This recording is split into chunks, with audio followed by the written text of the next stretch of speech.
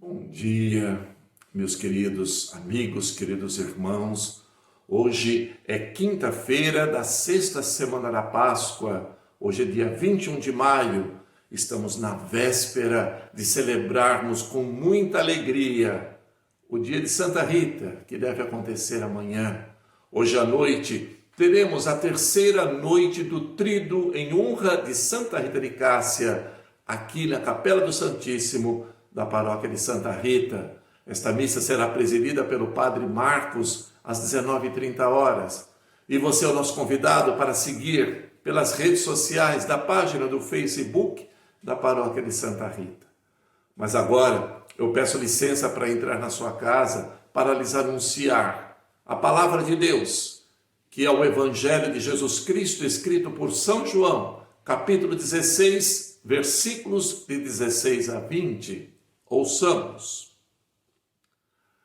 Naquele tempo disse Jesus aos seus discípulos: pouco tempo ainda, e já não me vereis.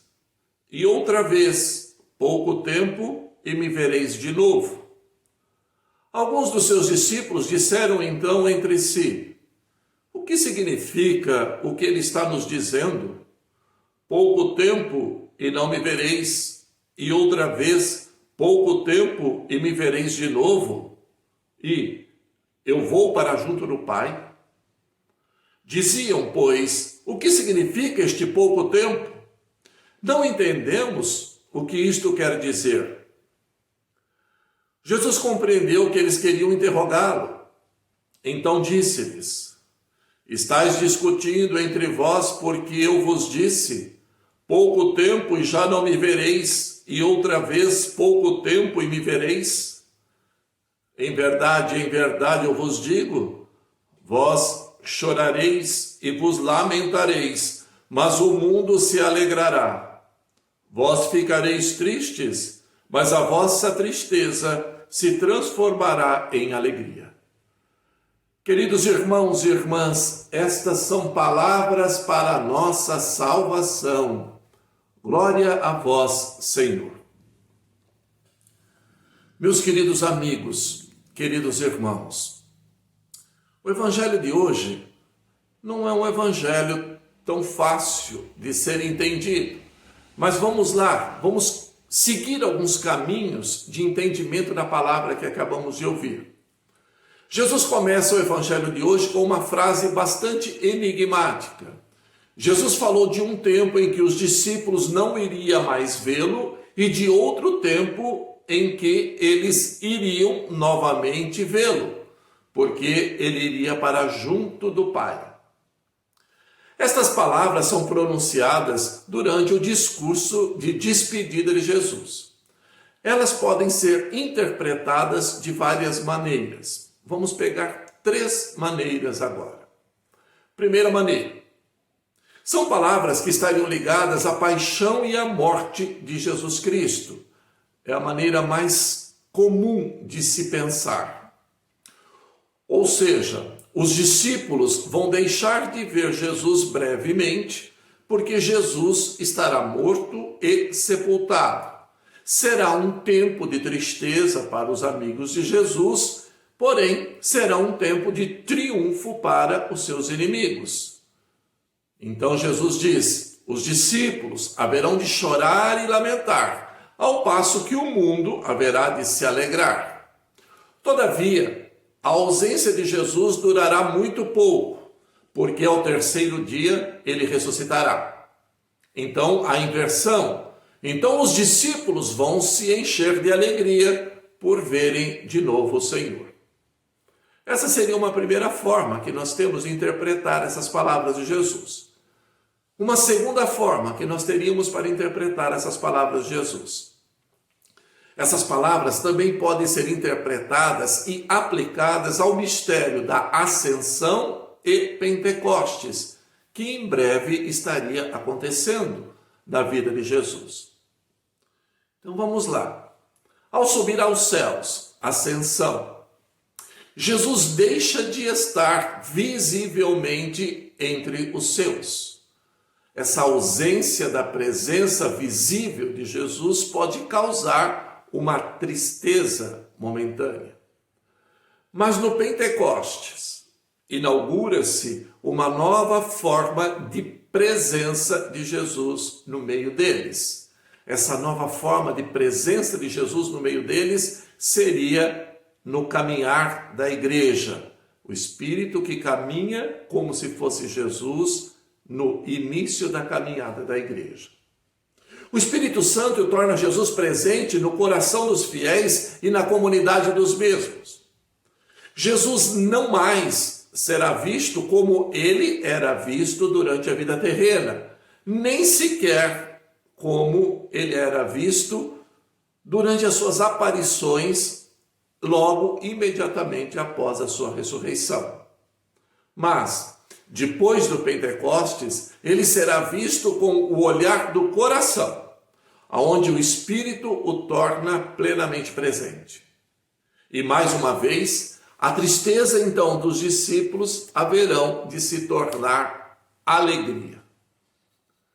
Nós temos ainda uma terceira forma de entender essas palavras do Senhor, enigmáticas. Qual seria? Nós também podemos entender essas palavras do Senhor quando aplicadas ao ritmo, agora de nossa e das pessoas daquele tempo, de nossa vida espiritual. Qual é esse ritmo? Esse ritmo é sempre marcado na nossa espiritualidade pela ausência ou presença de Cristo, que marca mais ou menos o nosso ritmo espiritual. Vamos exemplificar. Se é verdade que temos fases que sentimos a ausência de Cristo em nossa vida, essa fase nós podemos chamar de noite escura, isso na visão totalmente espiritualizada de São João da Cruz, quando nós chamamos o nosso período de deserto.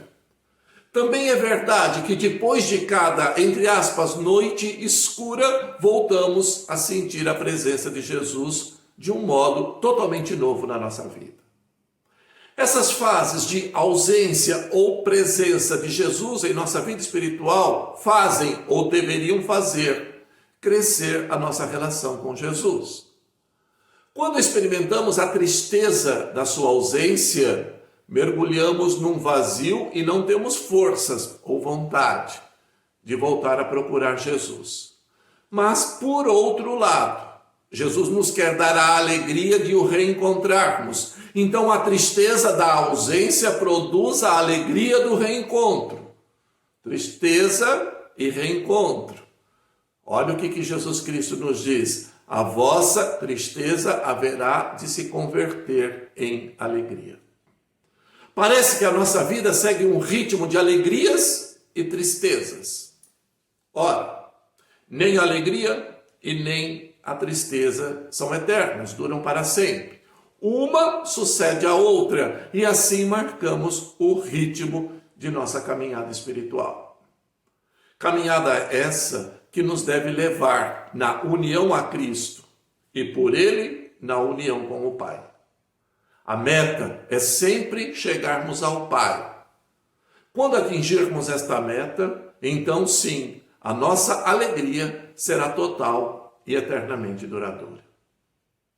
Oremos. Pai nosso que estais no céu, santificado seja o vosso nome. Venha a nós o vosso reino, seja feita a vossa vontade, assim na terra como no céu.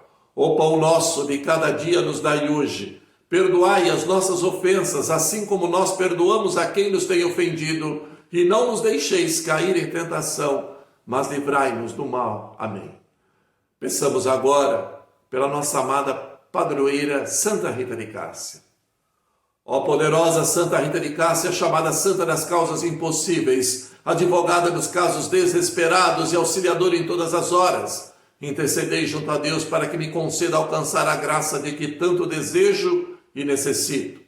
Concedei também a mim perseverança na oração e na caridade, que por sua intercessão e mérito eu possa amar os inimigos e enfrentar as tribulações desta vida, com renovado espírito de oração e aceitação dos desígnios de Deus. Ó Santa Rita das Causas Impossíveis, intercedei por nós. Amém. O Senhor esteja convosco, Ele está no meio de nós.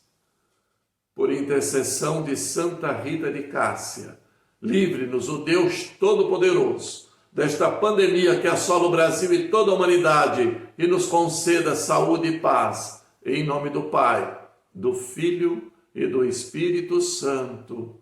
Amém. Um bom dia a todos, queridos e amados irmãos e irmãs. Deus abençoe generosamente você e toda a sua família.